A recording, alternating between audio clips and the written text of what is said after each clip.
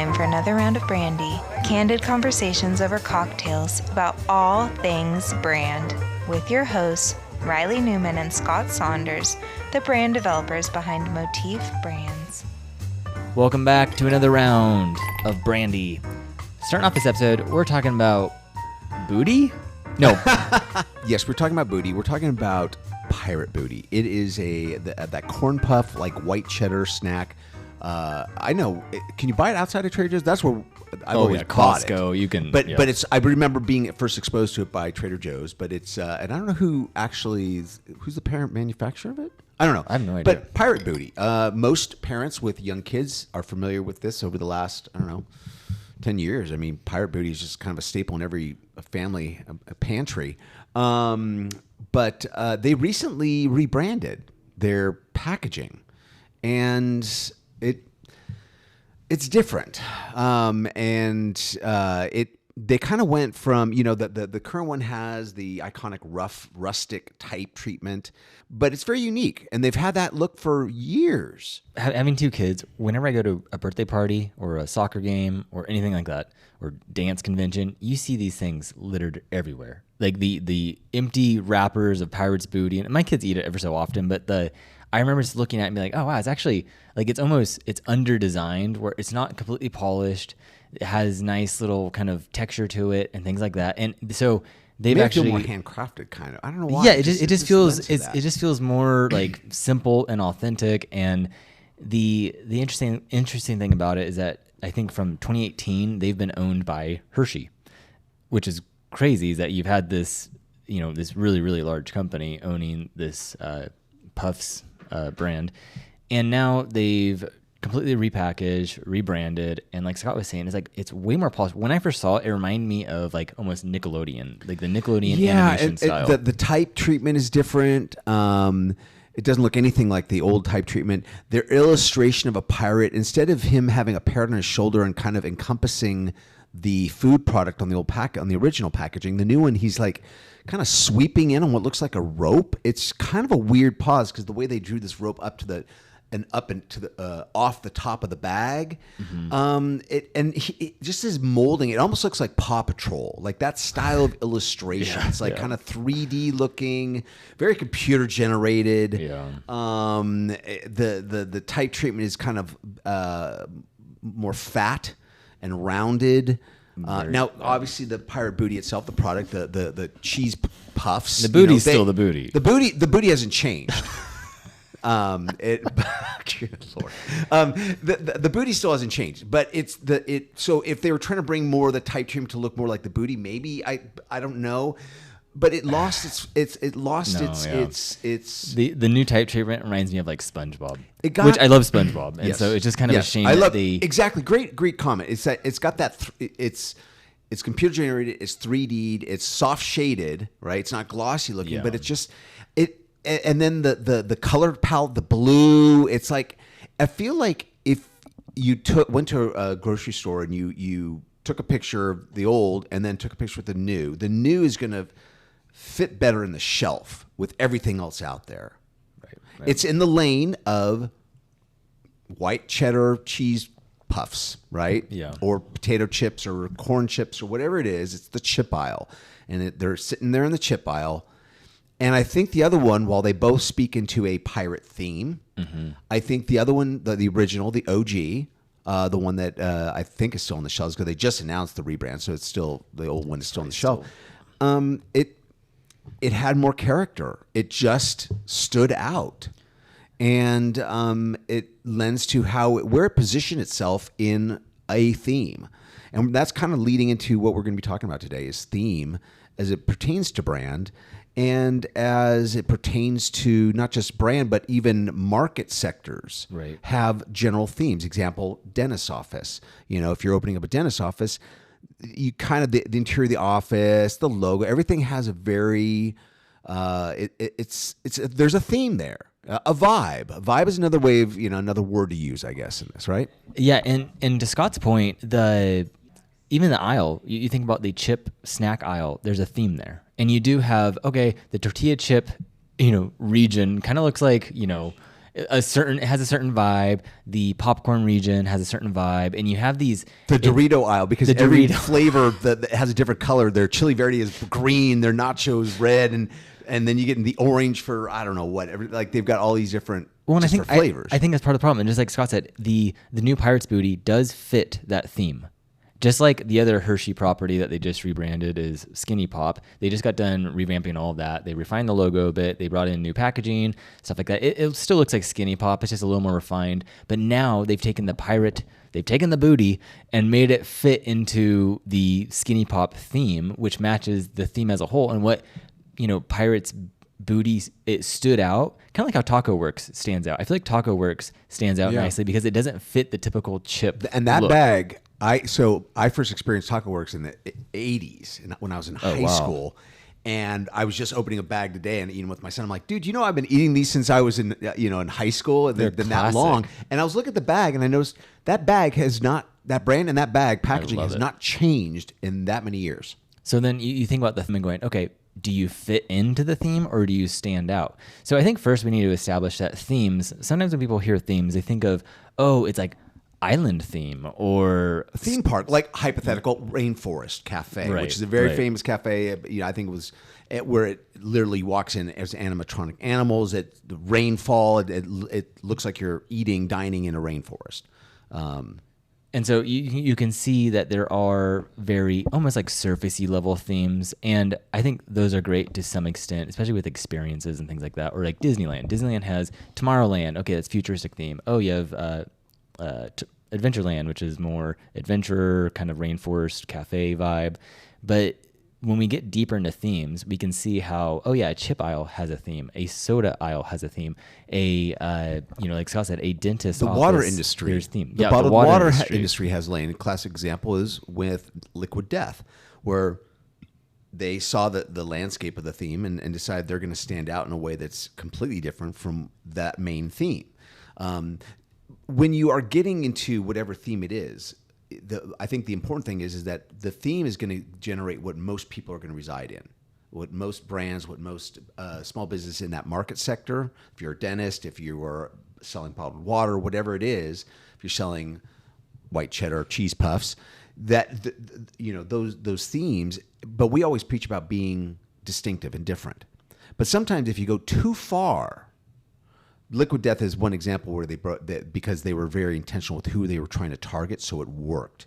But if they were just still trying to appeal to the general audience and went the direction they did in their brand, I don't think it would have been a success. I think that's where you can be so different in a theme to try to stand out and be distinctive. But if you're so disconnected from the theme, if your proximity is too far from the overall theme of either your product, your service, your industry, whatever it is, it may be hard for you could still have a successful brand. It just might take you a lot longer and with a lot more effort to help the audience in the market space kind of accept you and relate to you and understand where you fit in the market space. Yeah. And typically, when you think of themes, it's kind of a nice way that humans have reduced certain either music or movies or businesses down to a certain category or genre so that we know what to expect from it. So if you're invited to a party and you go, what's the theme, right? For most parties, they go, it's black tie, or it's business casual, or it's whatever, silly hat theme or something like that. It sets the standard of your expectation. So to Scott's point, when you do think of a water category, you're going, okay, these are the certain expectations I have of a water bottle, whether that is Aquafina or what's it? Voss is the glass one, right? The vase. Yeah. Yeah. And what they did there was interesting too, is that they changed the expectation of the container, and Voss went with a glass container. And so Liquid Death enters the market and goes, okay, what are the given expectations of the category of the water bottle theme? Now, how do we approach that differently? Let's not do plastic. Let's do aluminum. Let's reverse essentially the color palette so it stands out like a sore thumb, and let's do black and grays and very dark color palette. And then marketing, everything like that is complete opposite. But very specific to a specific audience. Very intentionally strategic in their design and their theme choice because of who they specifically were going after, which is a very smaller niche. But then once you nail that niche, the brand starts getting more exposed. So you're able to bring in a wider demographic of customer once you get going. But they had to start with the kind of the death metal look and vibe of, it was such a different lane for a bottled water company to take. Yeah, and they kind of took the approach that a lot of tech, consumer tech has taken, where you always have like an early adopter, and so you have to identify a certain audience, which Liquid Death identified. Okay, metal people, music-going people who don't want to drink beer, at a extreme concert, sports, whatever. Yeah, but it's not necessarily music genre, but and then they entered on that. That's the early adopter. They make it cool, and then everyone else follows. Red Bull did the same thing, and so it's very interesting when you do look at going, okay, if we first establish that themes aren't just these surfacey themes, there's actually micro themes and things that are even business categories. That is a theme of being a burger joint or a dentist's office or a Mexican restaurant. There's themes that we kind of abide by based off of the category or genre we're put in. But then you can go, okay, how much is my business going to submit to this theme? How much are we going to follow the rules? And then at what areas do we break the rules? At what areas do we stand out and do something that's a little contrarian to the theme so that we do stand out? And like Scott was saying, is like, you don't want to throw the baby out with the bathwater where you just go, we're not going to play by any of the rules. Because there just seems to be a part where you can become too distant, where then people are like, there's zero association with what you're trying to do. And you see this a lot in music too, where everyone from Taylor Swift to 21 Pilots to Sleep Token to a lot of these bands that have risen, or even the new Charlie Puth album where he's genre mashing. And yes, he's writing a certain, Charlie Puth, for example, he's written a certain theme of a genre, and he's become known for certain things. But even this new album, he's now evolving into this yacht rock kind of theme. And so there's different motifs, da-ding, that he has incorporated into this new album. Taylor Swift did the same thing. 21 Pilots does the same thing. Where they're even I would even go so far as someone that it's hard, because when we are talking about a band or a musical artist and we're talking about musical genres, it's a little bit different than brand, and only in that I think, like, for instance, you take Madonna or Michael Jackson or somebody who literally every album would be unique. And they would almost want to redefine who they were as an artist with every album. Lady Gaga's done that too. Like, they're always trying to reinvent themselves. And as a musical artist, and you're a big musical artist, you can do that. Beyonce's done it. Like, a lot of artists have done it. Where, I mean, look at Beyonce. Okay, she dominated one genre. Now she was, up for, didn't she win a Grammy for country? Country or something. Yeah. So, I mean, again, musical artists and bands and these examples can be a little, little gray area for you to understand when we're connecting brands. Well, I would say that they get so big, just like a large brand gets so big, that they become a genre in and of themselves. They become a theme, just like Apple has become a theme. Apple is an influence by... Right. What kind of vibe would you want for your brand? I want an Apple vibe, and that's like, or even Disney. Disney's a theme where it's an encapsulated category. It's a shortcut, right? It's a heuristic that we're going, okay, this equals this. Just like if I said, oh, it's a Mexican restaurant, you're going to have to start having certain images that come to mind, certain smells, certain all these things where you're going, oh yeah, that's what a Mexican restaurant typically is. There's tile, certain type of lighting, the walls are like this, the arches are like this, and it starts going like that, unless it's Taco Bell. But it's and so you look at when something does get so big, where it's like, oh wow, that's part of Madonna's, or even Lady Gaga. Lady Gaga to me is her own theme, where you go, oh, she's approaching it. That was very Lady Gaga the way she did that. That was very, and almost to the point of like, if you had it, what's synonymous with Lady Gaga might be unpredictable, like that type of, very, and even more so than outlandish. Let's talk about brand strength, because for a personal brand, like that's a powerful brand she has. Yeah, and I feel like kind of the theme mindset, it does help it's a nice translation of something as ambiguous as like brand, right? Brand to me is synonymous with perception. Life. And yeah, it's just like, okay, if it's everything, then how do we make that into something that's a little more formulated and a little more something that we can refer to? And to me, that's like theme. And if you can almost put out on like a board or write it out of going, what is our theme? Then that's going to give you some guidelines of going, oh, how would we approach this certain thing? If we're throwing a party and people are coming, what's the theme of it? And then that helps set the expectation and helps set the rules of going, okay, this is how, these are the rules we abide by, and then these are the rules we break. This is how we act in certain scenarios. Yeah. And again, it'll be like Lady Gaga. It's like when she goes to an event,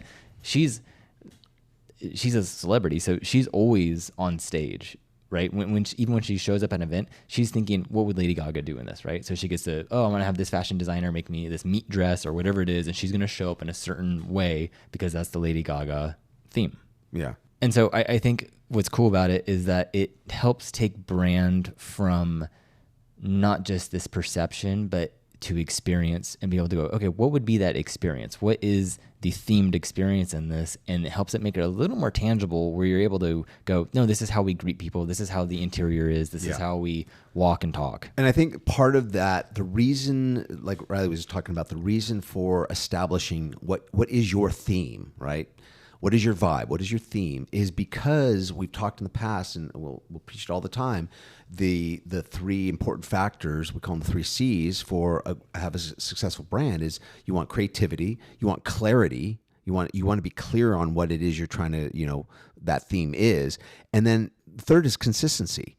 And you can't do that if you don't really sit down and have those guidelines stand out. So that's where where you're maybe doing an ad campaign or something or whatever, and you're doing it one way, and then you do another, and it's the writing's different. How you're saying what you're saying to your audience, it might be different than the last time, and that creates inconsistency. But if you're always putting that lens of what's our theme, if our theme is we are going to be sarcastic. If part of our business is to be like, hey, we're self-aware, we're going to have sarcasm and playfulness in an ad, in our signage, in our menu, whatever it is. If that's part of our personality for our brand, then to do something that's just super kind of like serious and straightforward, even if it's hey, we're going to be closed next Monday for whatever family holiday, and how you're doing that, but doing it in the same voice, in the same message style that you do everything else that fall under your theme, that's being consistent.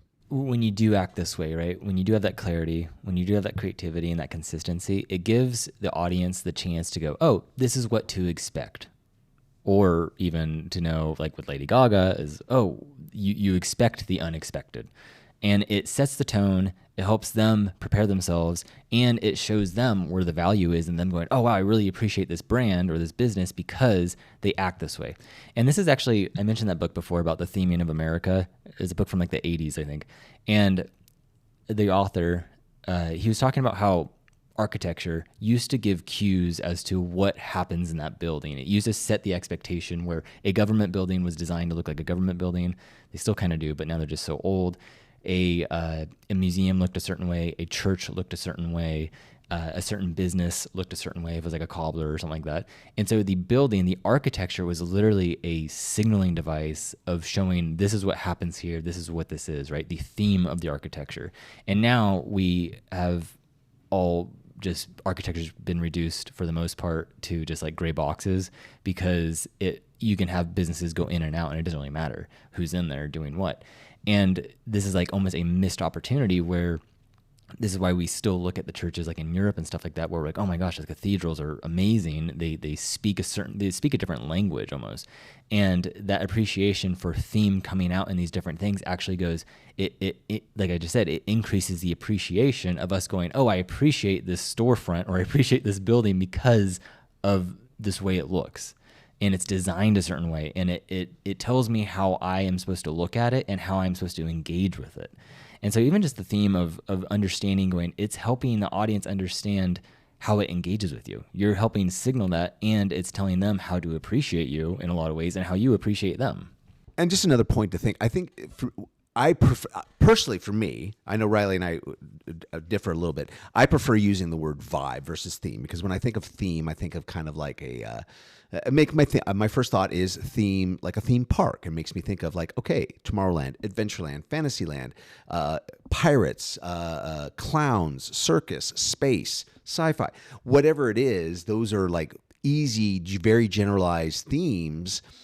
But it's hard to, so we're saying, like, hey, if you're going to open up a clothing boutique, you don't have to make it, okay, it's got to be a mermaid theme or something, like we're not talking about that. They're more mild themes. Well, I think the power of it comes from themes are a direct like influence on behavior. Is that someone who, like when you go to a baseball game, it's like, oh, I'm going to get a hot dog, I'm going to get a beer. and I'm going to act baseball-esque when I'm at a baseball game, versus you look at like the soccer games. Soccer fans act a very certain way. Yeah. They have the big horns, they're doing like crazy stuff in the crowd, versus like football fans. And so the themes are, it's the behavioral cue of going, hey, this is how we're behaving. Just like Scott was saying, if you go to a speakeasy, right, it's a different interaction. It's a different behavior than when you go to a saloon or something, that you're putting on a different hat because you're entering this different, just like a themed party. You're dressing different. Everyone's pretending different.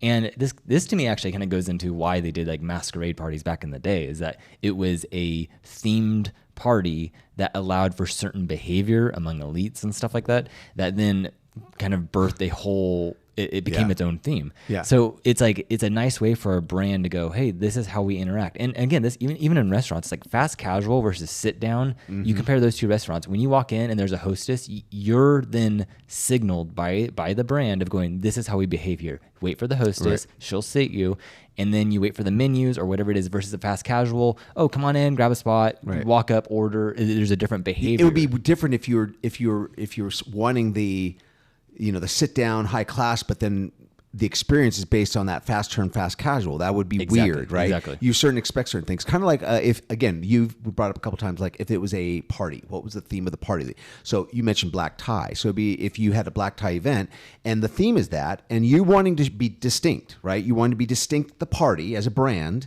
at the black tie event. So instead of wearing a black suit and tie, maybe you show up with a purple tie and purple suit, right? You're standing out, but you're still in formal wear, as opposed to showing up in a bunny mascot costume, or something, and you're trying to be so different that you're showing up for black tie event in a funky costume, as opposed to a deviation from the expectation. And I think that's where we're talking about fitting in, but not, fitting in to blend in. Well, and I think the elephant in the room is the word expectation, because that's where brands make the biggest flops, is when the expectation isn't met. When the audience is expecting a certain thing and you drop the ball, or you're signaling them the wrong thing, and then they interact with you and go, oh, wow, that was nothing like what you were signaling, versus you want to meet those expectations or pleasantly surprise them, which that's like the gold star, is that when you pleasantly surprise and go, hey, I was signaling this, but then I over delivered, or we're actually this with a twist. Like we're like this, but we're this, right?